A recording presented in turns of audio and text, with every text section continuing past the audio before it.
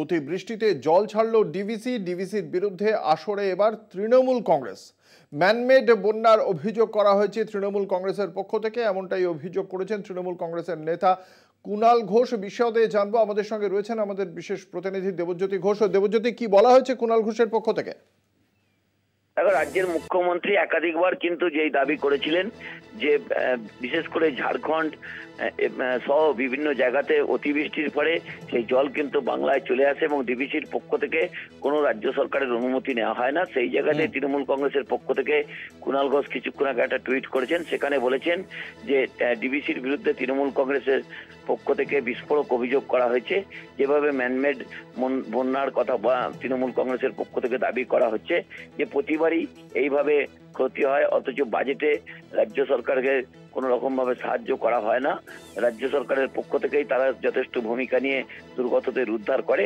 সেই জায়গাতে অতিবৃষ্টিতে তারা তীব্র ভাষায় আক্রমণ করেছেন এবং বলেছেন যে এরপর থেকে জল ছাড়লে যেন রাজ্য সরকার অথবা সেচ দপ্তরকে তারা জানায়।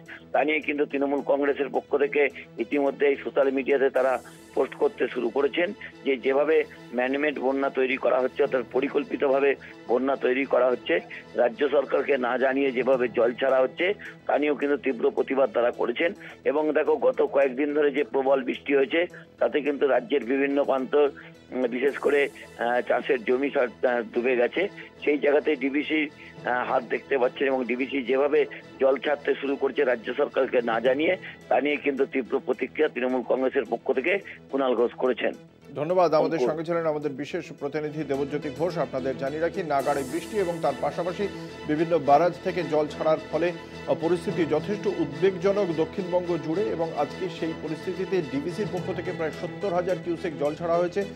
অন্যদিকে মাইথন ব্যারাজ থেকেও জল ছাড়া হয়েছে, কিন্তু ডিভিসির যে জল ছাড়া হয়েছে এর ফলে সংলগ্ন যে সমস্ত এলাকাগুলি রয়েছে তা প্লাবিত হওয়ার আশঙ্কা। এর প্রেক্ষিতে আজকে রাজ্য প্রশাসনের পক্ষ থেকে কড়া বার্তা দেওয়া হয়েছে ডিভিসি কর্তৃপক্ষকে। মুখ্য সচিব পক্ষ থেকে এই বিষয়ে খুব স্পষ্ট বার্তা দিয়ে বলা হয়েছে, আগামী দিনে ডিভিসি যদি জল ছাড়ার পরিকল্পনা করে সেক্ষেত্রে যেন রাজ্যের সেচ দপ্তরের সঙ্গে কথা বলার পরে তারা যেন এই ধরনের পদক্ষেপ গ্রহণ করে, তার আগে যেন পদক্ষেপ না করে, এমনই কড়া বার্তা দেওয়া হয়েছে রাজ্য প্রশাসনের পক্ষ থেকে।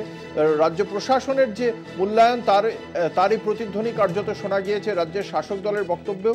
রাজ্যের শাসক দলের গুরুত্বপূর্ণ নেতা কুণাল ঘোষ তিনি তার সমাজ মাধ্যমে এক বার্তায় খুব স্পষ্টভাবেই লিখেছেন যে ম্যানমেড বন্যা ডিভিসি বাংলাকে বিপদে ফেলেছে, আবারও বিপদে ফেলেছে ডিভিসি, এমনটাই সমাজ মাধ্যমে পোস্ট করেছেন তৃণমূল কংগ্রেসের নেতা কুণাল ঘোষ।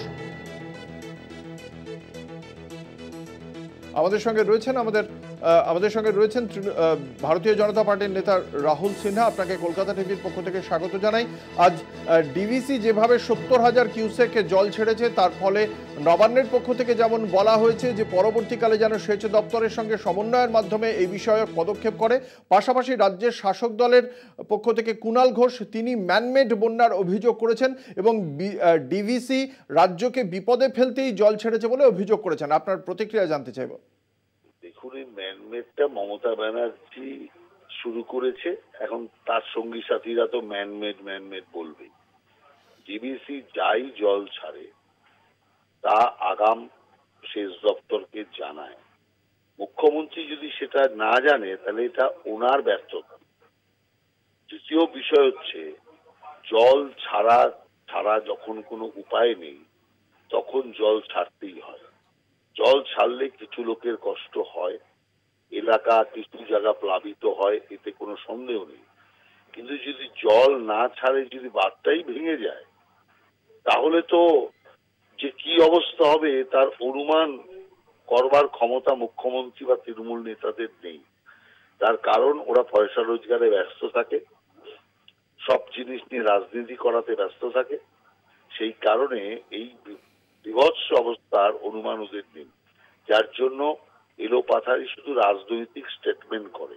এখন বন্যা হয়ে গেছে কিছু জায়গাতে সংকট দেখা দিয়েছে, এখন সেখানে তো এরা কিছু করবে না আর করতে পারবেও না।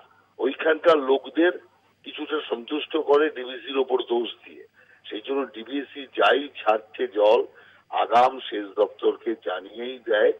অতএব সেই খবর মুখ্যমন্ত্রী না জানলে ওনার ব্যর্থতা। ধন্যবাদ। আমাদের সঙ্গে ছিলেন বিজেপি নেতা রাহুল সিনহা। আপনাদের জানিয়ে রাখি, ডিভিসি আবারও জল ছেড়েছে এবং ম্যানমেড বন্যার পরিস্থিতি তৈরি করছে বলেই অভিযোগ করেছেন কুণাল ঘোষ।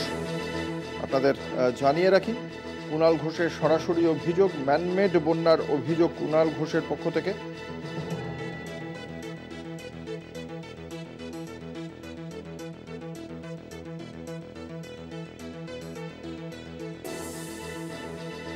তার বক্তব্য, ডিভিসি আবার জল ছাড়লো ম্যানমেড বন্যা করাতে। গ্রীষ্মে কৃষি সেচে জল চাইলে দেয় না।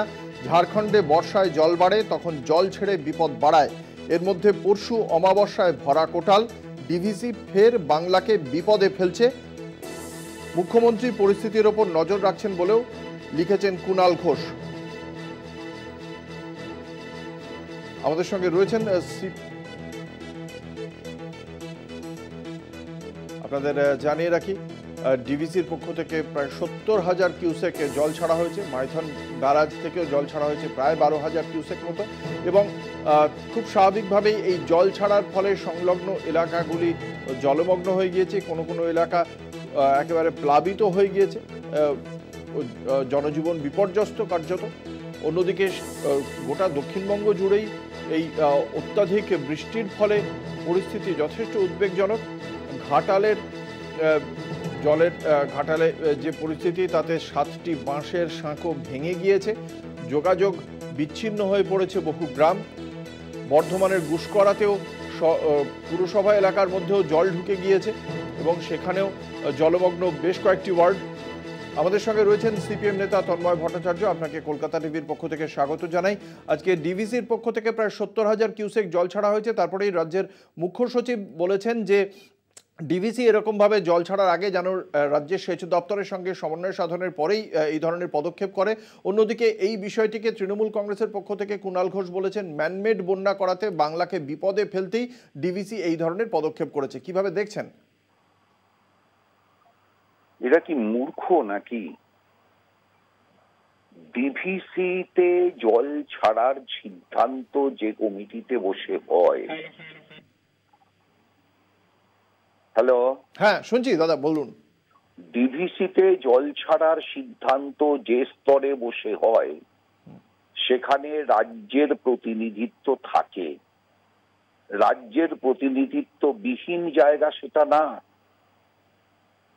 রাজ্যের প্রতিনিধিত্ব, ডিভিসির প্রতিনিধিত্ব, কেন্দ্রীয় সরকারের প্রতিনিধিত্ব, এই সবটা মিলেই একটা স্তর আছে যে স্তর থেকে জল ছাড়ার সিদ্ধান্তটা হয়।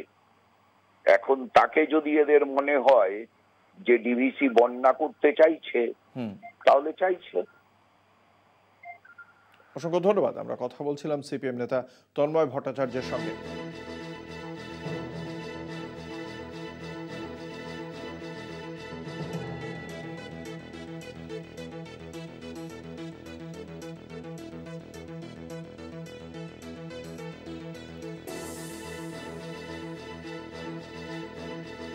আমরা এই বিষয়ে কথা বলবো। আমাদের সঙ্গে